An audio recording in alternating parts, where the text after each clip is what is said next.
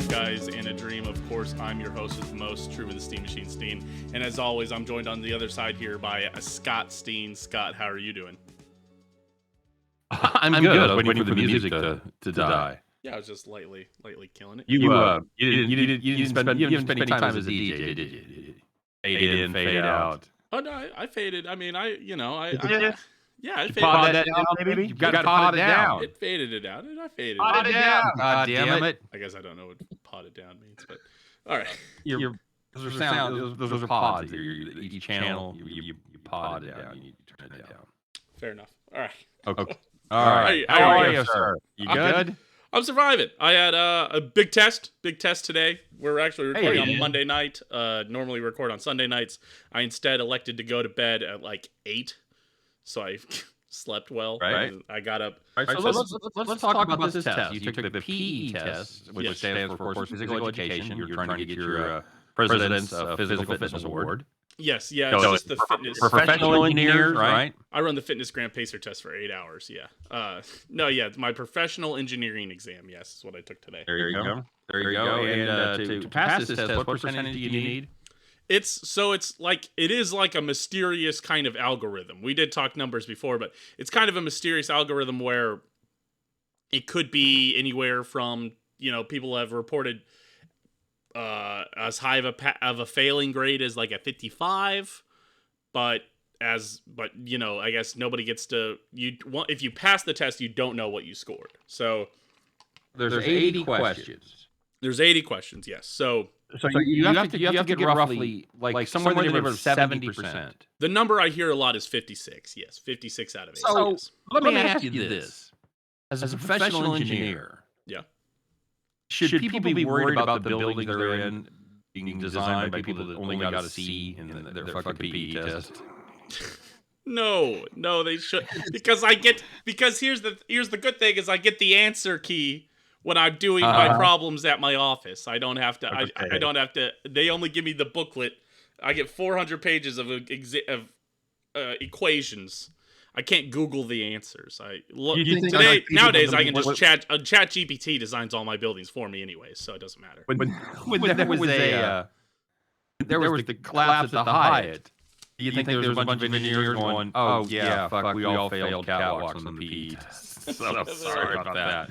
Well, I gave the system. That was the 70% I missed. I just was like, well, I won't start catwalks. I'll never need that. So you feel pretty good about it. You and I talked a little bit before. You're going to find out sometime next week. Hopefully by the time we record the next episode, hopefully we record more than a day in advance. So hopefully you won't have your results, but you probably will. It should be in hand sometime next week. We will see. Yeah, I mean, I imagine.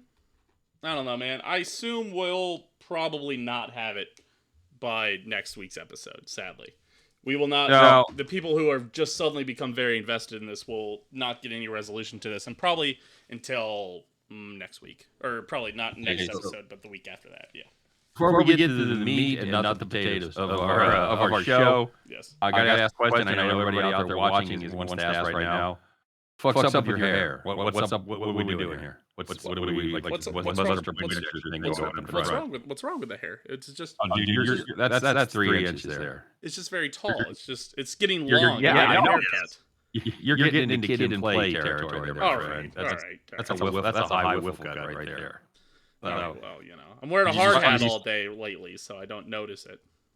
Do you style that up for like the higher it is, the higher your test scores get? Yeah, that's how I felt about it. I had picture day, where I had to get my exam. You had picture day.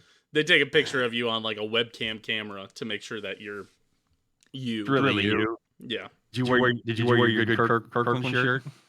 No, I was wearing my company shirt, so I took that off to record. So. Show everybody there that it's Kirkland's signature. That's the good shit right there. That's not that regular Kirkland stuff. That's Kirkland shit. So I was wearing this. We were working on site one day, and I ran into my coworkers. They're like, "Do you work at Costco?"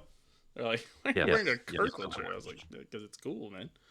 It's swag, as the kids say, Dad." You just don't know what cool is. All right, so we got a big show. Let's get to it. We got a premiere of something we've been talking about the entire history of the show. It's the premiere of Mom's Minute. Yes, the Mom's Minute. Minute. And Truman, it's longer than a minute. I'm just going to say. It's not the shortest minute. We're starting off with a long Mom's Minute. Mom's Minutes, if you will. I was in the other room trying not to listen when she was recording. I heard her when she finished up. And I said, I think you just about got to a minute. She said, oh, did I? Good. So I don't think she had any concept at all of how long the minute was. It goes fast.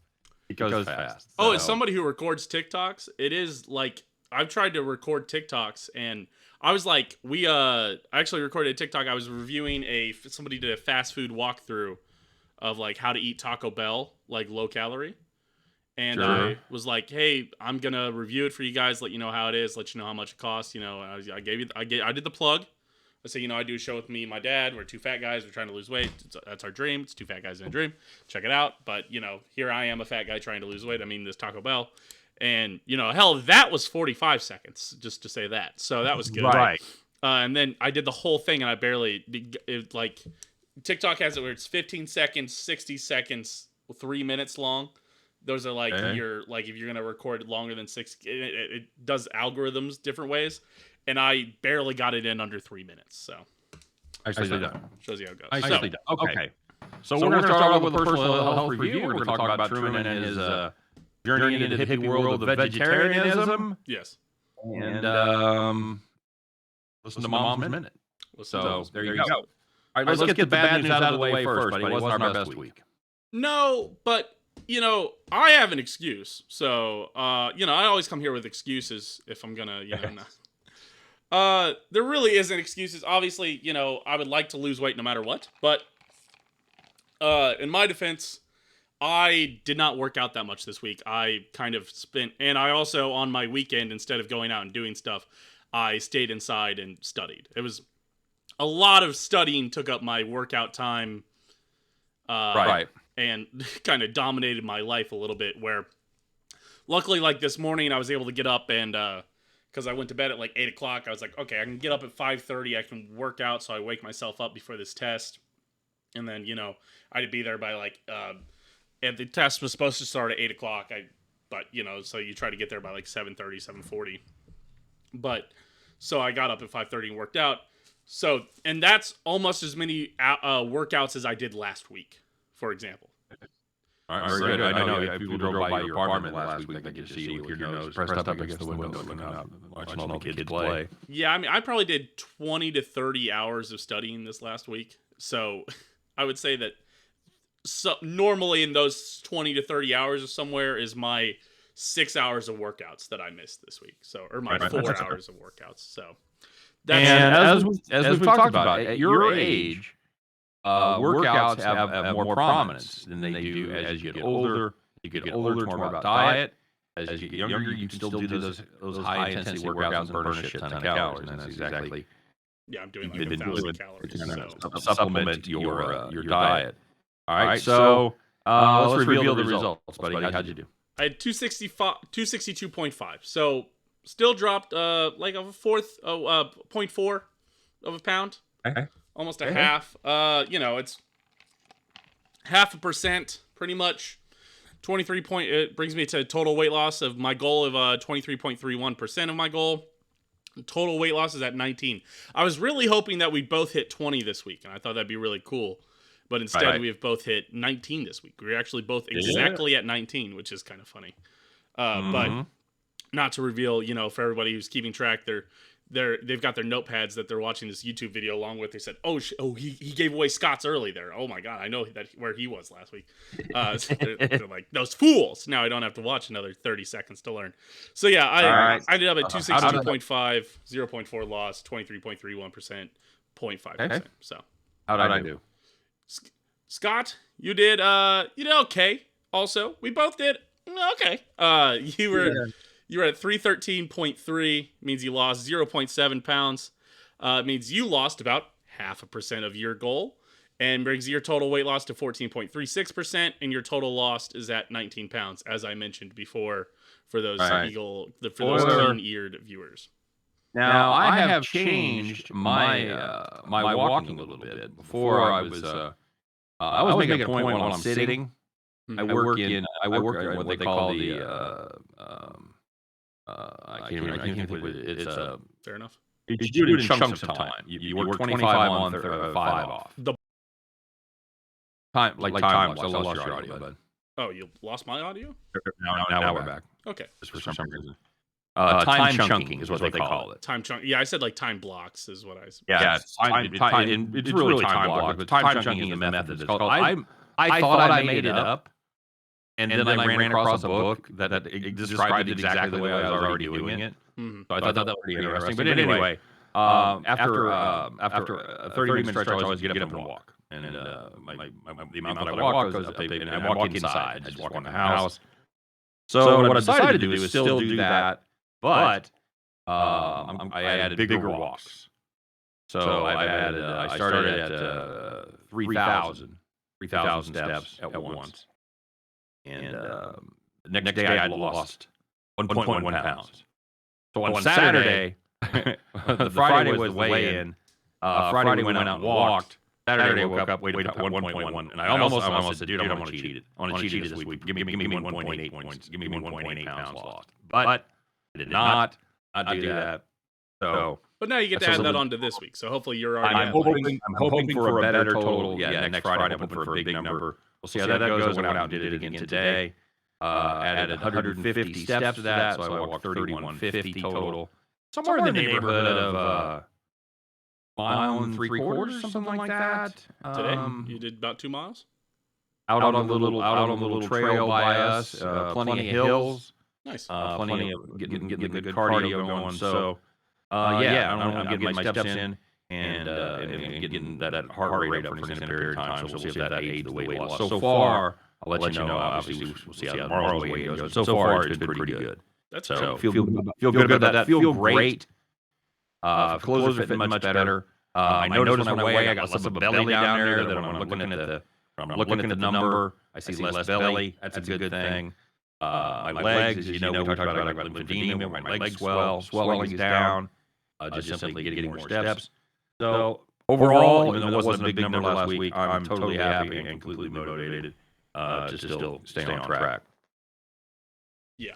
I just realized that people are probably getting double audio from you from the moment this show started, so that's good. But that's why. Just I've got mine on your end. Okay. Yeah, because I'm feeding back. So sorry about that for everybody. We've got that fixed now. But no, but that's great. I'd love to hear that for you. I think I should also have a better week. I will say last week, I think we talked about this, but like on Sunday, we did like Golden Corral for dinner. Right. After I got back on Sunday you got it back?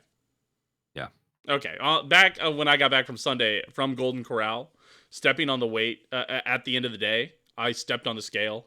I weighed like 270.6. And for the record, I'd weighed at 262.9 on Friday. And so I went out and I immediately worked out that day. And I ended up waking up at like 266 or whatever on Monday. But I did all that. So this week I didn't do that. And I still, I woke up at like 265 or whatever this morning.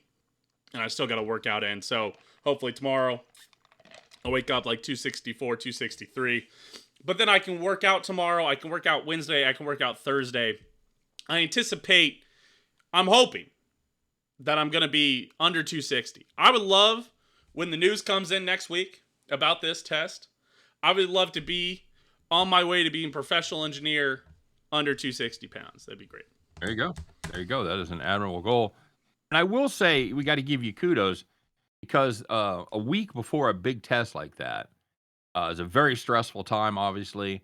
Mm-hmm. It's a great time to stress eat, to just sit and mindlessly eat chips or drink sodas and all that shit. So the fact that you were able to lose anything, especially since you dialed back your physical activity for 1 week, I think that's still a darn fine achievement. I don't think there's anything wrong with that number. I think especially when you're in those stressful environments, I think your body does just kind of go on autopilot. So I think that's where trying to redo those connections help a lot. Where right. legitimately, like, so today, I had one of those kind of autopilots day, and I do something that Almost bring back good memories or comfort, and I don't. Again, we talk about health and healthy moves being generational.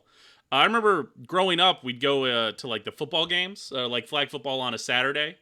A lot Hmm. of times for breakfast, we would stop and grab like McDonald's, like a McDonald's, just a hash brown and a meal, just to Right. like get something in my stomach, get me. And so today Yep. I did stop, and instead of getting a whole meal, I just got like a hash brown and like a small thing and like a small drink, and then that was it, just to get me that caffeine and food to get Nice. going. So, but that's like, so it is. I'm still doing those things. Like I didn't have to stop at McDonald's. I could have just had my protein shake. But at the same time, it brought me some amount of comfort. But I didn't feel like I had to go as far. And then I packed this whole lunch.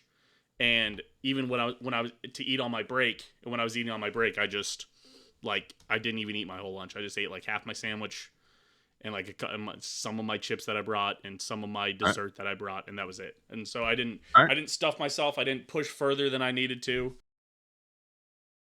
The Okay. decisions during stressful times, and that so I do feel good about that. Very good. All right. So let's talk a little bit about the plan that you're currently on. You're a week in or halfway done.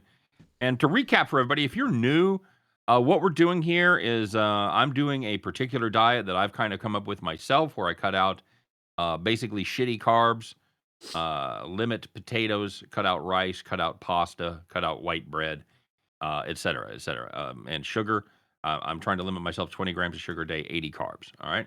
So Truman is doing a different diet plan each and every 2 week period. He's in the middle of vegetarianism. And of course, we talked about the difference between vegetarianism and veganism real quickly. If you do not know, if you're kind of new to the health game, vegetarianism is you just do not eat meat of any sort. Veganism is you do not eat meat and you also cannot eat any kind of animal products. So any kind of butter, cheese, milk, eggs, those are all out. Or you can have those as a vegetarian. All right. So Truman, you've done 7 days without any kind of meat. How's that going? It's going all right. It's hard to get it's hard to get everything in. Intermittent fasting was one of those things where you cut back and you just got to eat whatever you want. It's weird because I end up eating a lot of things that it's hard. There's not many vegetarian options, you realize. There isn't a ton, and a lot of them have a lot of carbs. I think I've eaten pizza like 2 or 3 times this week, Right. because a cheese I know I pizza found or a myself. veggie pizza, yeah.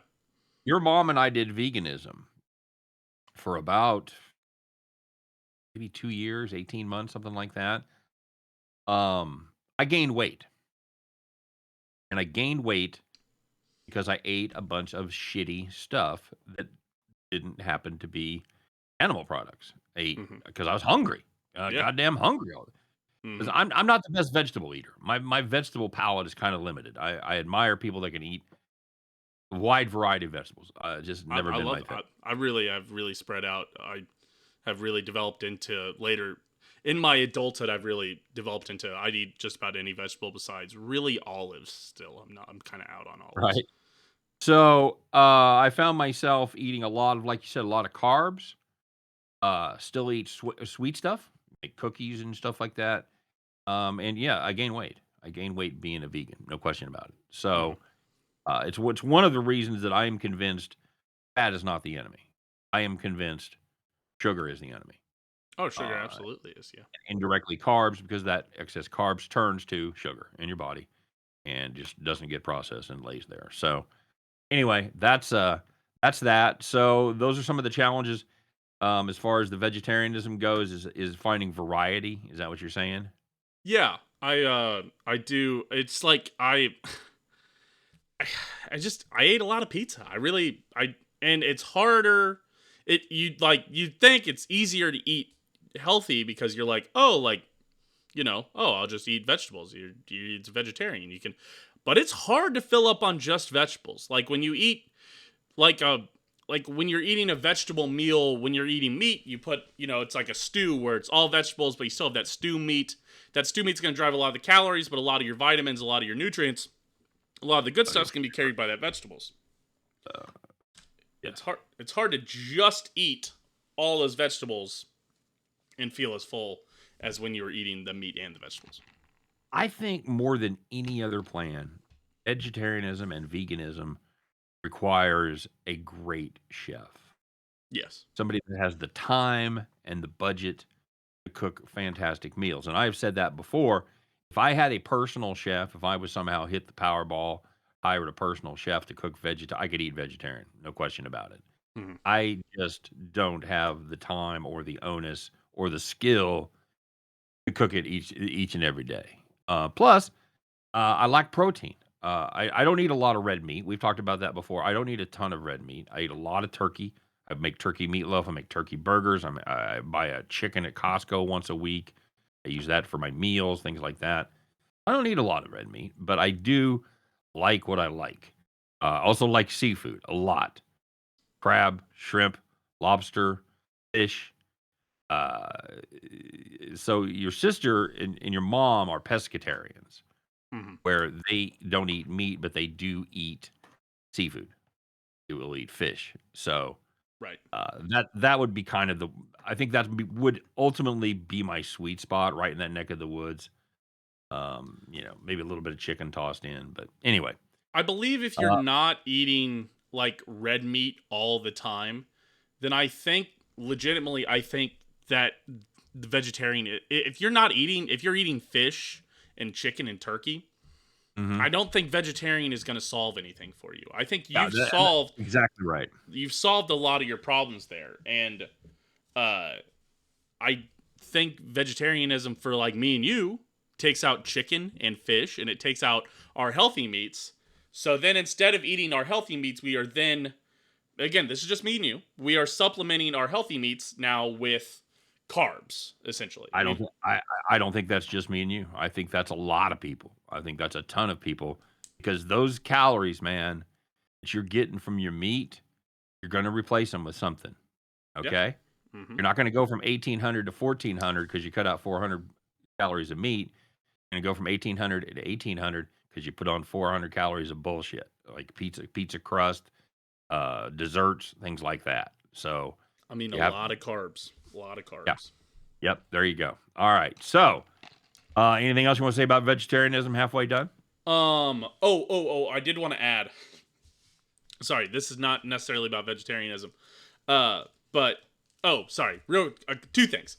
Fake meat alternatives. I really do like I like Impossible burgers, but what I Hmm. will say, as always, Impossible meat on its own, it does not hold up great. If you were to make like an Impossible steak, that's not gonna be very good.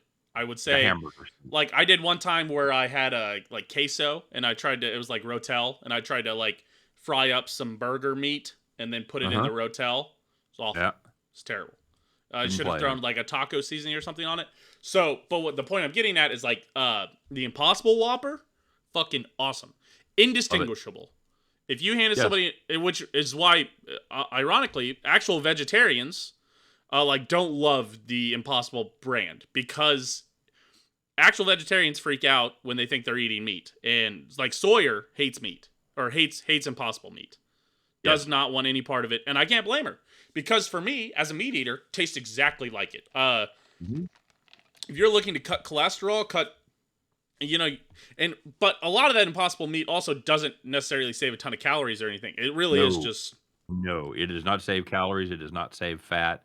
If you look at the ingredients, it's like a Franken product, man. yeah. The only thing it does is it eliminates meat. Yes, That's it. it probably Not a reduces emissions just barely. It's one of those it's things. not it's not a healthier alternative for you personally. Right. It's just something you can eat if you're a vegetarian and still feel good about eating it because nobody had to die, except, a bunch of billions of dollars in grants, but no animals had to die to make Yes. your Impossible Burger. So, Exactly. Oh, my other comment that I had that I thought about this actually yesterday when we were drinking wine. We went to a wine. Me and Tina did our wine tastings over. We're Cooper's Hawk members. Not a plug. We went over to Cooper's Hawk and had our wine, and we were drinking. They poured like a Moscato. It was you get like 8 tastings, and one of them was for Tina had the sweeter tasting, so they gave him Moscato, and they said this you walk was there? Did you walk there?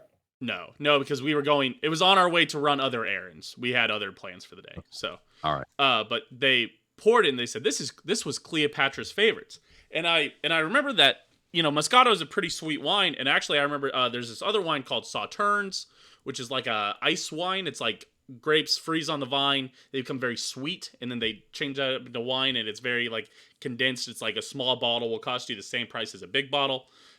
Port wine, all sorts of things like that. But like ice wine is very sweet, and Sauternes are very sweet. And they said, oh, this was George Washington's favorite was Sauternes. And I'm thinking, back in the day, I think it was harder, in the 1800s or 3000 BC when Cleopatra lived, or which I assume will piss off all the history buffs. I know that's not when she lived, but I assume it was pretty close to the turn of the era. But I know you're gonna Google it now, but my theory on this is that the reason these people loved wine is because sugar wasn't really available back then. And I wonder if people were in better. One, they were in better shape because food was a lot more scarce. It was a lot. We didn't have the accessibility to food and the gluttony of what we have now. But I also think that sugar and sugary items, were also not in excess until like the 1400s, 1500s, where they started to have cake and things like that. So you had to eat fruits or you had to drink wine. So when they have these things where it's like, oh, Sauternes was George Washington's favorite drink, or Moscato was Cleopatra's, I think it's because they would have just loved sugary beverages, like we all love sugary beverages. Yes. But they had to drink wine, and because it was sweet, and that's why they drank it. And I'm wondering, You know why else they drank wine? Same reason they drank beer. You know why? It sucked. The water sucked. Oh yeah, right. There was no pure water except unless you were getting it out of a stream. It's true. Yeah. So you didn't have the option of turning on the tap and just having yourself 8-ounce glasses of water every day. By the way, for those of you that are interested, Cleopatra. Wait. Let me guess. Okay. 230 AD. 69 BC to 30 BC. Damn it! God damn it! 39 years old when she took a snake for the walk. Crazy. Kicked her ass. Fair enough. All right. I get nothing for that. Nothing. No. What did you? I think you said kicked her ass. Kicked her asp. He was bitten by an asp. That's a snake. That's an asp like the snake. Oh my God! Whoa! The two bad guys in a dream. The dream is today that Truman would take a fucking history class. Yes. So you only missed her lifespan by 3,000 years. Well done, sir. Well, hey, but when I actually guessed, I only missed it by 400, so that's really good. But all right, so Jesus went around, didn't matter. Yeah, that's all I care. No, yeah, me big. But all right, let's move on here. Let's finally debut a segment. Let's debut Mom's Minute, folks. We've been talking about it. We've been alluding to it for a long time. My mom, your wife, Scott, Tracy, went over there and she recorded a couple health conscious things to think about, or tips and tricks for you to learn. And so we are going to give that to you now. We're going to play it without every member of the Steen family. We asked her to put 60 seconds of thoughts on the screen, and 7 minutes later she was done. So yeah, it's just like this intro to Mom's Minute. It's going to take just about as long. So we've got a 7-minute video for you. We won't talk during it. We'll kind of present it without comment, and then we will comment afterwards. So without further ado, the debut of Mom's Minute. Actually, hold on. I want to make sure that you can listen to it without everybody having to see our Discord call. 10 weeks. You waited 10 weeks. You can wait 30 more seconds. I know you guys are going crazy. You guys are like, but Mom's Minute. We're just waiting on Mom's Minute. Yeah. So, all right. The debut of Mom's Minute. Here we go.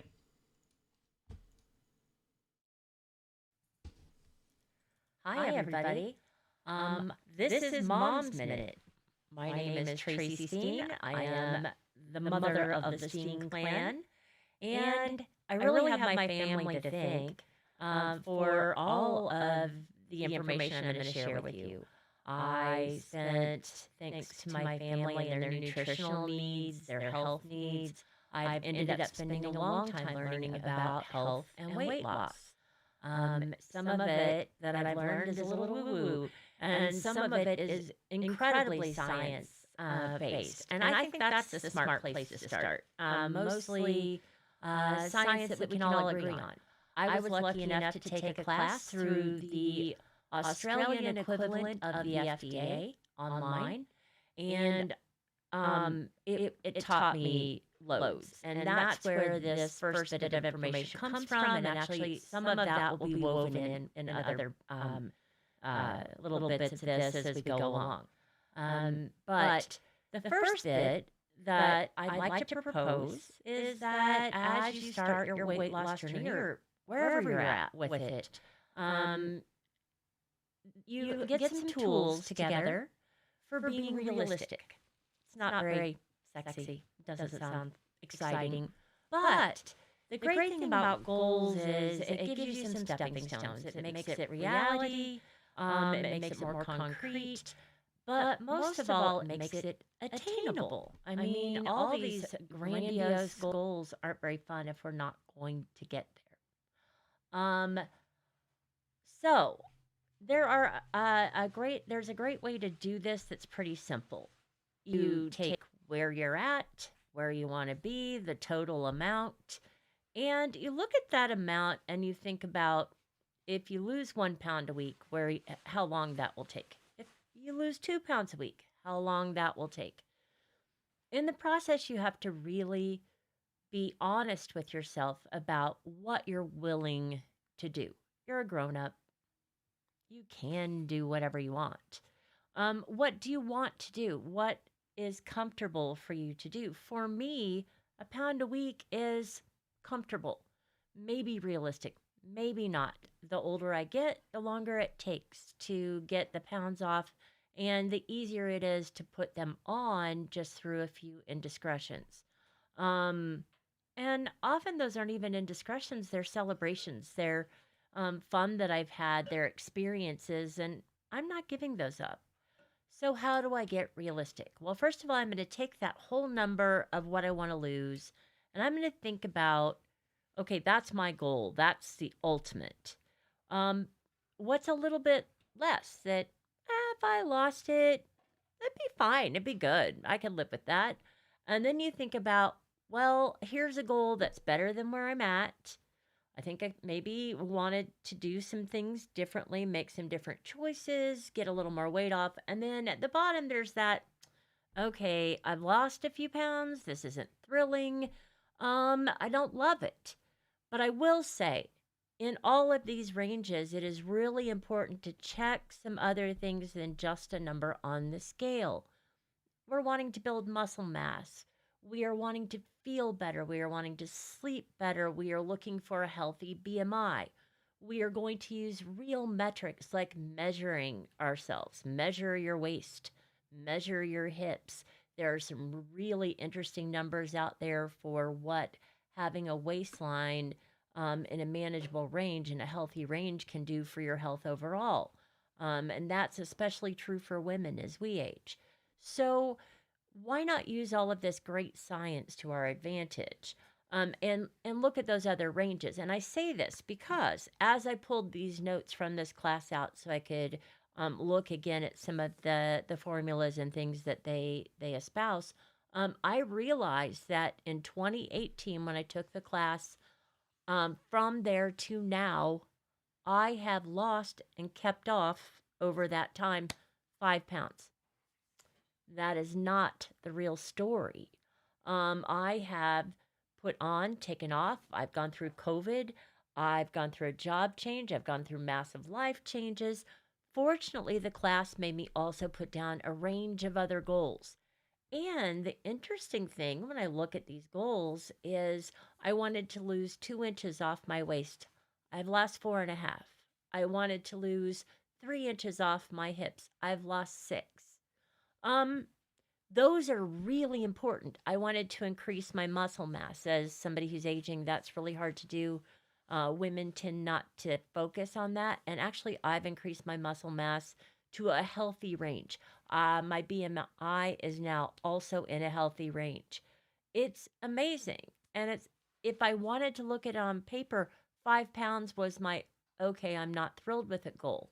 Well, actually, compared to what my life did in that time, pretty darn happy with it because right now, I'm looking at 30 pounds. Now, the funny part is I'm looking at 30 pounds, but when I looked at my goal and what I really need to weigh for a healthy range, I've been figuring it 10 pounds high. But that's okay because what I really want to do is set a goal that's going to be realistic to the end of the year. I want to lose 30 pounds. There's 36 weeks left as I record this. That's an easy pound a week. Less than that, what I'd really like to do is get to that goal weight by Thanksgiving because every year I fight the battle of the holidays and I'd like to be able to be healthy and maintain that weight through the holidays. So those are my goals. Now, I could have looked at these numbers and been really depressed. I have been through a number of plateaus, and the guys here have been talking about the fact that they've hit plateaus. I really suggest resetting all your goals at any plateau. You know why? Beginning is exciting, and stalling out, not so much. Give your brain something to be excited about. Give yourself an attainable next goal. Recognize that you have done some things better and don't go just on the number. We're going to look at all of our ranges. We're going to really do the hard work to figure out what our measurements are, what our BMI is, where we're going with that. And I know that I'm going into next year with probably another 10 pounds to lose if I'm lucky, maybe more. And that's okay. This is a life journey. I want to be healthy. And that's why I'll be resetting goals anytime that I hit a plateau. All right. I hope that helps. Until we talk again, be happy, be healthy, have a great time.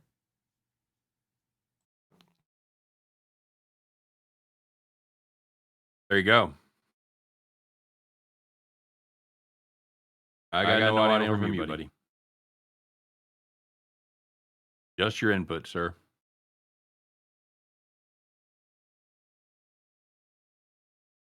No in. I'm muted. That There you helps. That helps. If There I you- unmute myself. I was like, how do you not hear me? I was like, I just switched the in thing. Yeah. All right. So that's good. Oh, always great to hear from Mom. That was great information. I think, especially, it is timely with plateaus that she mentioned the plateau thing. All right, so let's talk about that a little bit. I think she spoke very well to setting realistic goals. As far as your number, extrapolating it out, and again, they say 1 to 2 pounds a week is the healthy amount that you want to lose. Everybody wants to lose more than that. Everybody wants it gone overnight. But you and I, me especially, are trying to do something that I can do for the rest of my life. So it's Right. not going to be it's not going to be fast. It's not going to be There's going to be slips. There's going to be weeks where you lose 0.7 pounds. There's going to be weeks where you lose 4 pounds. So what do you think about setting new goals when you plateau? I I understand the thought process. It made me, we were certainly playing pretty fast and we were going pretty fast at the beginning here. As We we talked started, about, we would. you know, Yeah, absolutely. and I lost, we've talked about this. I've lost, 15 pounds in the first, or I lost 10 pounds in the first 5 episodes. Okay. And since then, I've lost 8 pounds in the next 6 episodes, right? Or the next Okay. 6 weeks. So it did make me reevaluate and say, but even saying that out loud makes me go, okay, I am still getting to where I'm going. And like, but 1.35 a week, roughly. That's nothing wrong with that. right. And I think at the time I was like, all right, I want to lose 1.5 pounds, 2 pounds every week. But now there's some weeks where it's like, just get it done. The opposite of Al Davis. Just lose, baby. Nice. Just lose 0.4, Right. Just don't go up. That's really been my goal with this show at this point. Is just don't go up. And having 1 week where you go up isn't the end of the world. But I think absolutely setting realistic goals is something that everybody should be considering, because when you're not hitting your goals, that's when you get discouraged. That's when you quit. That's when you stuck. Because, oh, well, I didn't lose 2 pounds last week. I'm gaining a pound this week. That means next week I have to lose 5 pounds. I know I'm not going to do that. Well, now I'm behind. I might as well quit. I might as well be done. I'm done with this, Do you think having this show has helped you 100%. pass those moments? Absolutely. Yeah, Absolutely. I agree. I would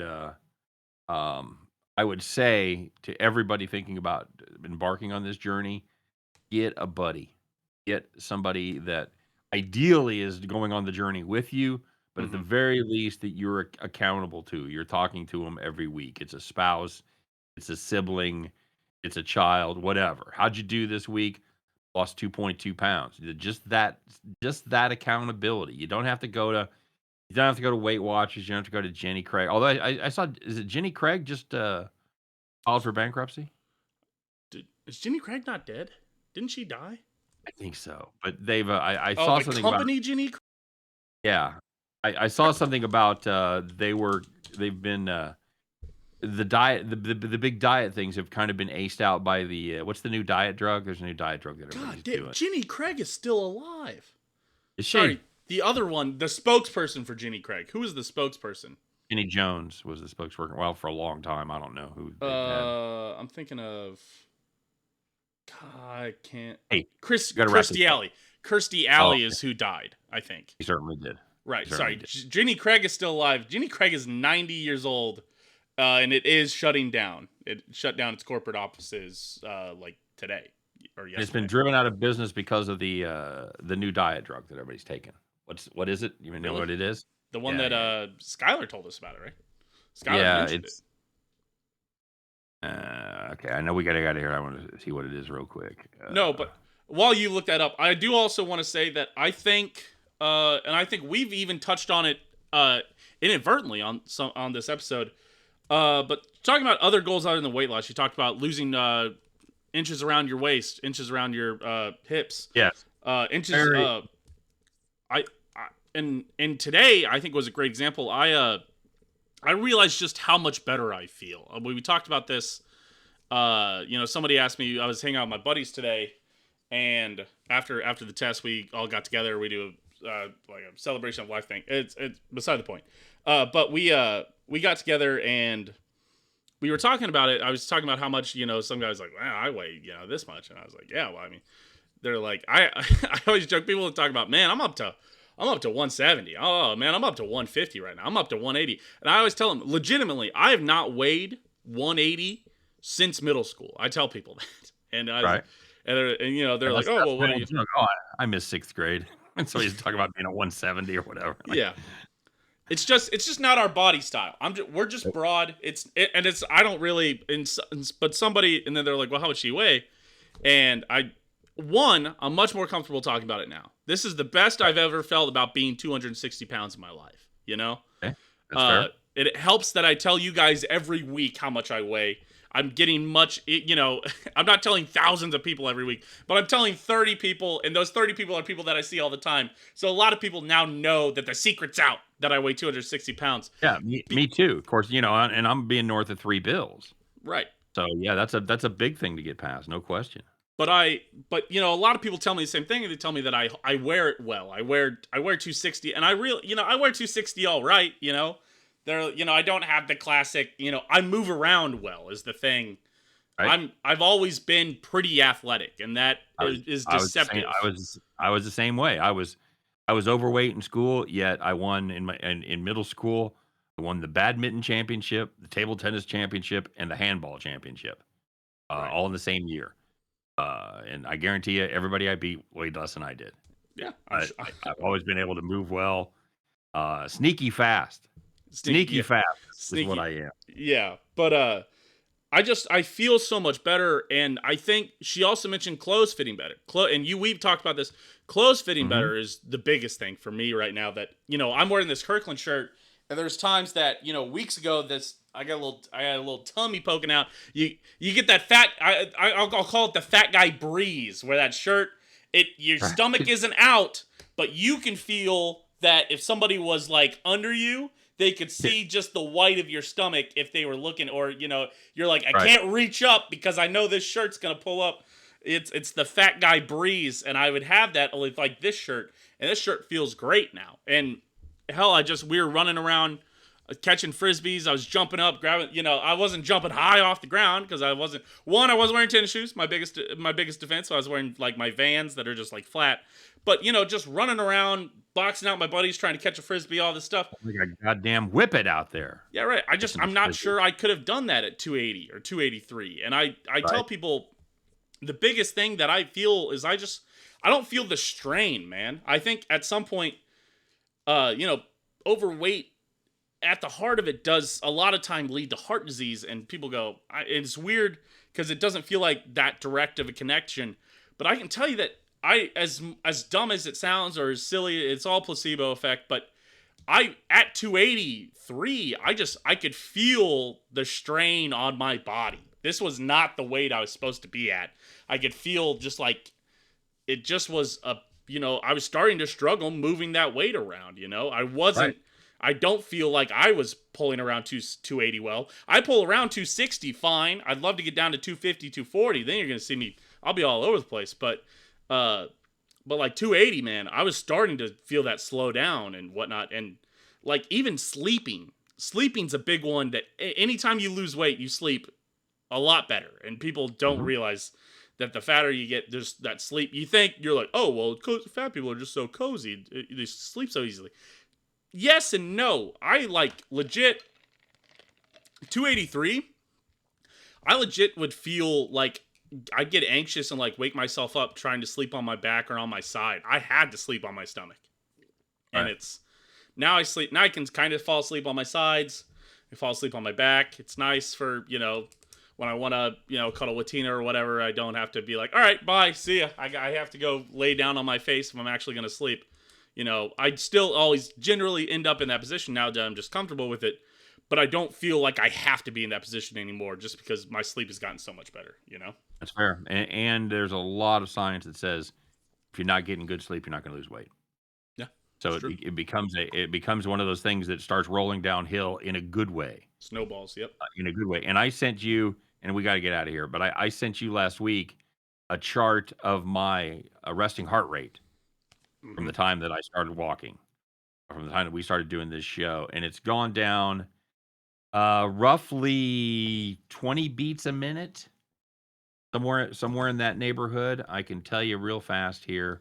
That sounds right. Here, I could show you. I can show people. You got it quicker. Oh, there you go. Yeah, I can pull it up pretty quick. So, Yep. there's There you go. yours. Yep. That is my resting heart rate. You'll see it ends up down there around 52 or whatever that is. Yeah, you started at about 75. It even bumped up to 77, but now you're all the way down to 57. So, Right. Yep. There you go. So that is just implementing a moderate physical fitness regime right there for me. right. And then I also sent you my resting heart rate, and my resting heart rate has gone down about 10. I started also at about 75. I'm down to like 68, 67. Your heart is just not working as hard to fucking pump blood to that many points of your body. It's very simple. It's simple. And you're working your heart a little harder when you're working out, but that's helping it get healthier, and it just doesn't have to work as hard when you're down here. And there's tangible results. We can see the graphs. Not only is it just these numbers, the clothes are fitting better. You can walk more. We're sleeping better. We're doing frisbee. Our resting heart rate is going down. Everything is just, that's, if it was just the numbers going down, if it was just the number on that scale going down, and I felt shitty, and I, like you do when you're on eating disorders where your blood pressure still goes up and your blood pressure drops to insanely low levels, that's where the weight doesn't matter. You need to be getting healthier, and getting healthier generally comes with losing weight. And I feel like that's what we're doing because we're doing it the right way here. And I will say that she brought up a lot of way. great points. You and I kind of use weight as shorthand as a gauge of success or failure on our diet, just because it's easy to talk about, it's easy to see on a scale. I know that I don't know that I've taken any measurements. I haven't, but I can tell by how clothes fit and everything like that, just like you were saying. So she brings up great points about a lot of different measurables other than weight, and it's a fantastic point. It's not something that we don't believe in because we don't talk about it. It's just something that we're trying to not to make the show longer than it already is. So Yes. we're not sharing all of our personal measurements every week. We're just kind of using weight as shorthand, but I have no doubt that I'm building muscle in my lower extremities from walking more. Man, No you're powering through. You powered through that burp. I really appreciate that. No, it was a hiccup, but yeah. Yeah, So. I can definitely. My legs are definitely getting more tone. I do a lot of cardio. I'm excited to get. I'm gonna get into a better gym when we move here in about a month and a half. I'm gonna get an actual real gym membership so I can start toning this a little bit more. But Well, don't skip arm day. All right, buddy, let's get out of here. Yep, we do appreciate everybody for being here again. Like, comment, subscribe, especially if you made it this far. Listen, you watched 51 minutes of us. Normally, it's not this long, we like to say. And so, normally it's shorter. You might as well watch the other stuff. Listen, we're very healthy here. The other two shows are a lot dumber than this, I will say. It's a lot more, penis jokes and whatnot. So I will give you a fair warning there. I keep my pimp hand strong when I got this one. We try to keep things moving along here. So yes, I want to give a special thank you, shout out to my lovely and talented bride, Tracy. Appreciate her taking the time to record. We've got a couple other mom minutes ready to go, so we're going to try to plug one of those in every week. We've got a couple in the can that we're already going to have for next week, and it's going to be all about labels, how some tricks when you're looking at your food labels. So it's very go follow her also on Instagram, weed fairy godmother. There you go. That'd be good for everybody. If you guys like cannabis content, she does a lot. She's about a cannabis content creator, as we say. She is that. She's a triple C, no doubt about it. All right. She does a lot of stuff over there. So as always, guys, thanks very much for watching. We appreciate it. Don't forget to check out all the shows there at Open Disaster Productions. And we have been Two Fat Guys in a Dream. Like, subscribe, rate, review. Tell your friends. We're growing slowly but surely, much like our weight loss, Truman. Hey, yeah. Our listeners are going. It's a slow incline. Our weight loss is a slow decline. That'll be fine. We grabbed a couple subscribers. We've grabbed like 3 or 4 subscribers in the last week, which is about 10%. We've got about 10. We've grown about 10% in the last week or month or so. So I appreciate. We're not fucking Justin Bieber here, folks. We're just trying to. This show is all about Truman and I being accountable to each other. And if you happen to enjoy our content, somebody happens to stumble across it and like it, that's even better. But we are doing this solely for us. Normally, people kind of say that as like, well, I'm just doing it for you guys. It's all bullshit. We are doing this for us. There's no question about it. But we appreciate you guys watching. Of course. So you guys, everybody have a great week. Yes. And make those good decisions. Go out there, make those good decisions. Don't beat yourself up if you have a bad day. Get back on that train, all right? As always, shout outs to the dreamers, the believers, and even the fat guys. We'll see you guys next week. Take care. Oh. Turn out the lights.